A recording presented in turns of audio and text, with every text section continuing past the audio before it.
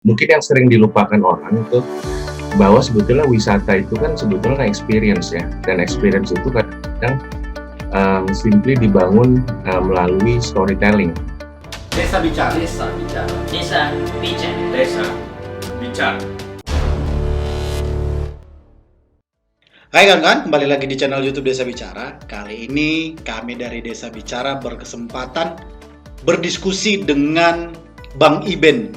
Bang Iben ini merupakan salah satu penggerak ekowisata tergabung di dalam sebumi.id. Jadi kawan-kawan sebumi ini mendorong bagaimana ekowisata bisa berdampak bagi semua makhluk hidup, semua alam, tumbuhan begitu. Sehingga juga ekowisata tidak hanya sebatas menikmati pariwisata, tetapi juga ada proses-proses edukasi yang berkelanjutan, berdampak secara lingkungan, dan berdampak secara sosial di masyarakat. Nah, Bang Iben bersama teman-temannya di sebumi ini banyak beraktivitas dan berkegiatan untuk mendorong ekowisata di berbagai wilayah. Nah, beruntungnya kita dari Desa Bicara berkesempatan berdiskusi melalui media Zoom yang sedikit banyak nanti kita coba akan mendiskusikan beberapa hal terkait dengan bagaimana mendorong wisata di desa atau bagaimana bisa meningkatkan salah satu sektor ekonomi di desa melalui wisata. Baik, kita ikuti bersama diskusinya. Makasih Bang Iben sudah gabung di diskusi ini, gitu ya. Sebenarnya hal yang dasar yang pengen nanti ada beberapa hal yang pengen kami tanyakan gitu ya, diskusi lah gitu. Nah, apa sekarang aktivitas ini Bang untuk aktivitas Bang Iben sendiri dengan teman-teman di apa? Oh ya, aktivitas di Sebumi. Siap, keren. Aktivitas di Sebumi ini dalam waktu dekat ini apa Bang? Ya, kita masih sesuai dengan misi kita ya. Kita kan edukasi tentang konservasi, sustainability ya, melalui kegiatan pembelajaran langsung dan ekoturism. Jadi memang kita mempromosikan edukasi ya tentang lingkungan melalui ekowisata sebetulnya. Dan memang kita banyak juga selain ke alam juga kita masuk juga ke beberapa desa-desa wisata ya yang punya muatan-muatan keberlanjutan. Gitu, karena memang ada proses ekowisata itu kan harus jadi proses exchange ya antara traveler gitu ya, orang yang datang dengan orang lokal sehingga nanti ada interaksi yang meaningful gitu ya, bukan hanya transaksional tapi juga bisa meaningful gitu sih. Nah, kita sekarang karena masih pandemi nih Bang Saud, jadi kita masih lakukan secara virtual dan ternyata works gitu ya selama ini kita berinovasi gitu, kita melakukan namanya virtual tour. Tour, jadi kita tetap melibatkan orang-orang lokal gitu sebagai guide, tapi kita bantu dari sisi promosi ya kegiatan online eventsnya, dan juga nanti kita fasilitasi juga dari sisi pengadaan materi audiovisualnya. Walaupun kita sekarang pandemi, orang masih tetap bisa jalan-jalan lah keliling Indonesia dan mengunjungi desa-desa ataupun wisata-wisata alam walaupun secara virtual dulu karena sekarang kan masih pandemi gitu. Nah, sekarang yang menarik juga selain untuk publik, ternyata sekarang banyak organisasi-organisasi nih kayak sekolah ya. Organisasi ya atau perusahaan ya, itu yang kan tetap butuh nih untuk ada kegiatan-kegiatan yang mereka biasanya lakukan gitu. Kalau perusahaan itu biasanya kan mereka suka outing bareng ya, ke sebuah lokasi di mana mereka tetap berengage satu sama lain sambil juga berkontribusi kepada masyarakat lokal, itu kan biasanya CSR.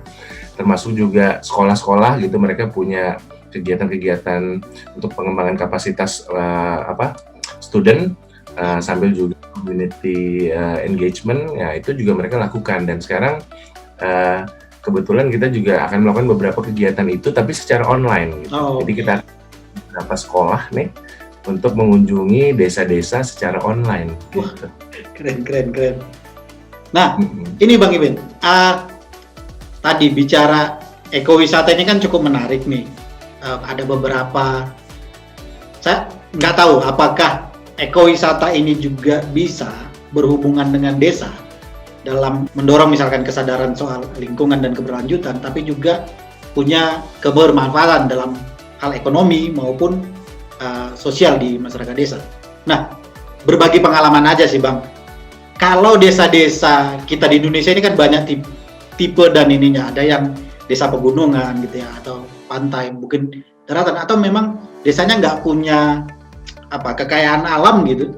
Nah, bagaimana mendorong agar desa ini bisa menemukan ya ini nih yang kekasan yang kami atau satu hal yang bisa kita kelola untuk minimal mendorong misalkan ekowisata mungkin lebih besar begitu, tapi kan wisata mengajak membangun wisata di desa itu kayak mana sih sebenarnya Bang? Iya. Kalau yang alamnya bagus ya sebetulnya udah cukup jelas gitu ya, mereka sudah kayak jual gitu. Nah, mungkin yang sering dilupakan orang itu bahwa sebetulnya wisata itu kan sebetulnya experience ya, dan experience itu kadang simply dibangun melalui storytelling. Jadi kalau sebumi kita percaya sama sebetulnya muatan utama dari wisata itu adalah cerita. Nah, ini yang menjawab pertanyaannya Saud tadi gitu. Ditemukan kadang-kadang potensinya itu kalau kita tidak punya tadi misalnya pantai gitu atau misalnya bukit yang indah dengan indah yang bisa dijadikan selfie, bukan berarti kita harus bikin konstruksi-konstruksi yang bentuk-bentuk hati supaya orang bisa selfie ada di mana-mana gitu. Justru keunikan yang harus dicari adalah kalau aku percaya desa itu kan sebetulnya bisa muncul karena ada cerita peradaban di situ ya. Ya kan? Apakah mungkin dulunya di situ adalah sumber bambu gitu misalnya, atau dulu di situ adalah para empu-empu yang membuat misalnya tombak-tombak gitu untuk kerajaan di Majapahit atau Mataram gitu ya. Nah, cerita-cerita itu sih yang perlu digali, dibangun ya. Jadi memang pengalaman kita mendorong wisata itu sebetulnya dimulai dari pengalaman mengajak masyarakat desa untuk memahami dirinya lebih dalam. Kalau aku itu yang miris sih, kadang-kadang aku pernah datang ke beberapa desa gitu ya aku ambil contoh di Indonesia Timur gitu ya. Ketika kita tanya sejarah mereka gitu ya, padahal di situ adalah desa yang merupakan pusat kerajaan. Jadi pusat kerajaan, jadi ada 7 kerajaan, 7 atau 8 aku lupa di Papua ya. Itu yang mereka menandatangani kesepakatan bahwa Papua itu masuk ke dalam NKRI dulu ya. Itu ada tanda tangannya. Itu di desa itu dulu, rajanya tinggal di desa itu. Aku main ke sekolahnya, aku tanya tuh tentang tahu nggak bahwa di sini raja pertama atau raja yang dulu berkontribusi untuk bersatunya Papua ke NKRI itu, ada nggak yang tahu siapa nama rajanya? Itu nggak ada yang tahu gitu anak-anaknya gitu. Nah, atau legenda-legenda yang ada di sana bahwa ternyata dulunya Bung Karno itu katanya legenda burung Garuda itu ternyata salah satunya setelah dia sempat di Bovendigul, dia sempat lewat ini ke Papua dulu tuh ya. Dan di situ sebetulnya ada legenda burung besar yang sebetulnya katanya Garuda itu dari situ gitu ya. Nah, itu juga aku secara benar atau salahnya nggak tahu, tapi dari sisi itu kan sebetulnya ada aspek sejarah yang bisa digali ya. Nah, itu kan bisa jadi cerita. Orang kadang-kadang aku amazed gitu kalau di luar negeri itu, Saud, di gurun pasir, di desert gitu ya, orang berbisnis datang gitu karena simply mau mendengar cerita geologi gitu ya. Jadi mereka bisa ngambil batu di gurun pasir, batu biasa, mereka cerita 45 menit di gurun yang pemandangannya gitu-gitu aja gitu ya, cerita batu 45 menit, orang manggut-manggut denger dan pulang puas. Betul. Karena ceritanya menarik gitu. Orang kan, wow, dulu di sini di gurun ini pernah muncul kehidupan ya. Itu kan imajinasi kan. Yang kita bawa pulang kan imajinasi dan cerita itu gitu. Jadi kalau ditanya bagaimana mendorong gitu, aku sih sangat rekomendasikan satu, mengajak segenap unsur desa untuk melihat ke dalam gitu, melihat kekuatan mereka. Apakah itu kekuatan sejarah? Apakah itu kekuatan sumber daya alam gitu ya, atau kekuatan tadi simply kekerabatan masyarakat yang ada di situ, itu juga harus dilihat sebagai kekuatan kan. Gitu. Itu sih yang jadi tidak ada satu desa pun yang tidak punya kekuatan sih kalau menurutku. Dan kalau kekuatan itu mereka bisa identifikasi, itu adalah sebuah cerita kontribusi bagikan ke humanity gitu, ke kemanusiaan. Dan orang pasti akan mencari sesuatu yang inspirasional kan, yang menambah nilai kemanusiaan mereka. Nah, itu yang akan menjadi daya jual gitu kalau kita bicara daya jual dan kalau kita bicara ekowisata. Nah, ini Bang, untuk menemukan kemudian membangun menggali gitu ya, menggali cerita yang dimiliki oleh desa itu kan butuh kemudian aktor-aktor atau bahkan bisa dari masyarakat. Nah, untuk menemukan orang-orang anak, mungkin bisa jadi dia anak muda atau bahkan orang tua yang memang punya tetap menjaga ketertarikan dan mungkin tetap menjaga bahwasanya cerita ini ada di sini gitu. Nah, untuk menemukan itu berbagi pengalaman. Nah, kawan-kawan di desa ini harus melakukan apa sih gitu? Apa yang bisa titik awal yang mereka lakukan? Banyak kan kejadian dan pengalaman juga, misalkan kalau anak mudanya datang ke pemerintah desanya ya nggak didengar gitu loh. Di satu sisi karena mungkin pemerintah desa belum kesana isunya gitu. Nah, untuk memulai itu dan mengajak banyak sektor lain itu gimana sih Bang ininya? Ya memang ketika kita mau melakukan semacam inovasi ya, atau transformasi atau perubahan atau gebrakan, memang diperlukan semacam kapasitas entrepreneurial gitu kalau aku nyebutnya ya. Entrepreneur dalam arti luas ya.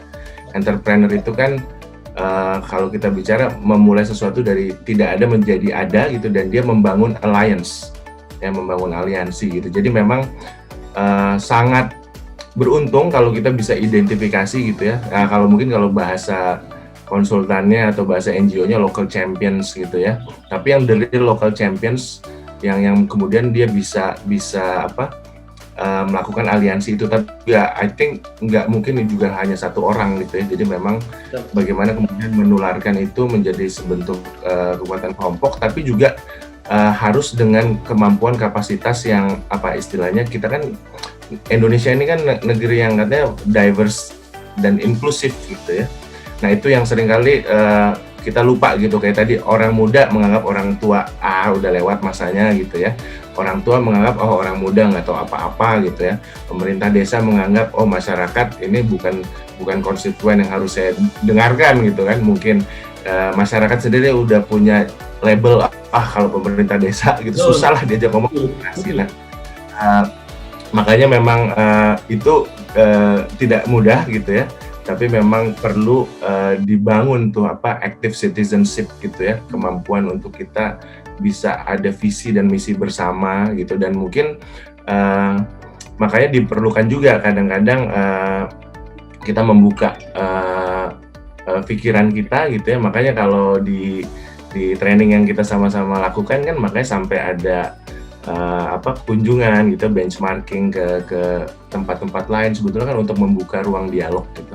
Dan juga tadi yang aku bilang social learning tadi, kadang-kadang ikan kan tidak pernah merasa kalau dirinya ada di air gitu ya, karena dia sepanjang hidupnya ada di air gitu. Kadang-kadang mungkin kadang-kadang kita harus membuka diri juga, inklusif ya. Kadang-kadang bahkan bukan hanya di dalam desa, dari luar pun gitu ya, kita bisa bangun dialog gitu.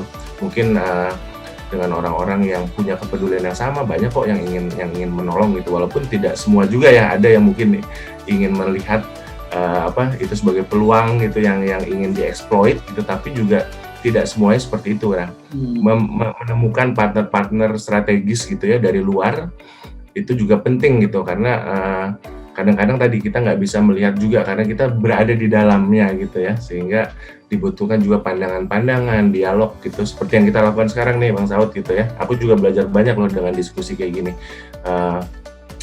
Ada hal-hal yang kemudian bisa dibangun bersama gitu, dan diidentifikasi secara bersama menjadi langkah-langkah yang harus diidentifikasi, karena memang kompleksitas dinamika sosial, bahkan politik gitu ya, ekonomi desa juga kan pasti sangat berbeda gitu, sehingga apa nih langkah pertamanya juga pasti akan berbeda. Bisa jadi yang ini ada local championnya, tapi tidak ada potensinya. Ada ini potensinya besar, tidak ada local championnya gitu ya.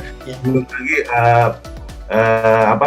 posisi desa gitu, ada di mana, terbuka apa gitu, yang gitu-gitu harus diidentifikasi bersama dan dibangun sih, action planningnya itu harus bareng-bareng sih, apa langkah-langkah yang harus diambil.